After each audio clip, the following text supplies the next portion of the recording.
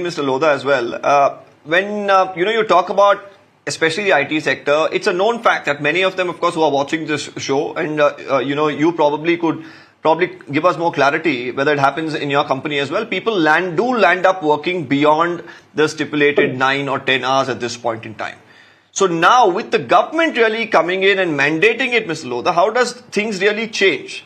And also, from the management perspective, do you feel that this directive is important, or do you feel that, like what Mr. Suhas was pointing out, that it just leads to extra burden and stress on the employees?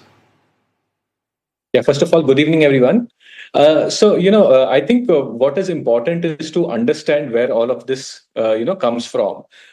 Essentially, it is kind of choice that people make. It's not that, you are mandating anyone to come and sit and work for extra hours. It's kind of a choice where people who are willing to work more or kind of trying to learn new things, essentially put in that kind of an effort. I don't think making it something as a mandate is really important, but understanding and so essentially it is all about creating more hours so that people can learn and earn more who are willing to. But how do you really rationalize this as learning? For them working extra hours, how do you really put it across as learning? Because somebody who's worked 6 months in a company, and probably, most of the IT, people, whenever you meet them, they say that their work is so monotonous. And they have nothing, to learn per se in that extra 2 hours. And even if they have to, they should probably do it in the time frame that they're already given. That's within the 9 hours or the 10 hours that they're working. So can you really rationalize them, expending 15 hours at work, 14 hours at work, and then say, well, they're learning more? Is that a rationale, Mr. Lodha?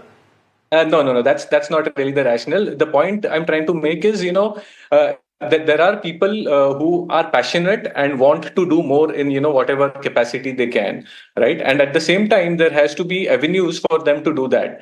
Now, if you look at, if you have to really learn, there has to be some extra effort that has to be put in. Now that necessarily can't come from the same amount of time and work that you're doing every day, and you call it monotonous, right? So whatever extra you want to learn, you put in extra hours for that. And I think that's the only flexibility that we should look at from all of this per se.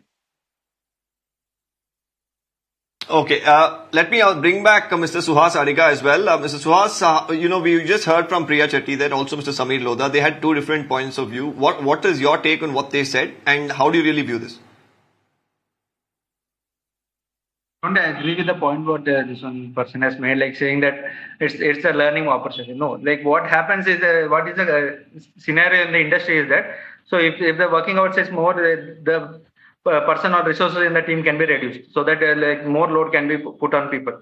So this always has been this one talk point, that you will learn more by this one working more hours or something like that. But we as employees, we know what is the reality.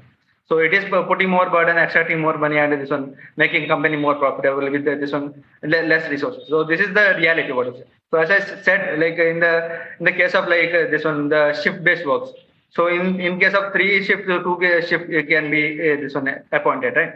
So in that case, how do you justify that, like people working for 4 or 5 hours more?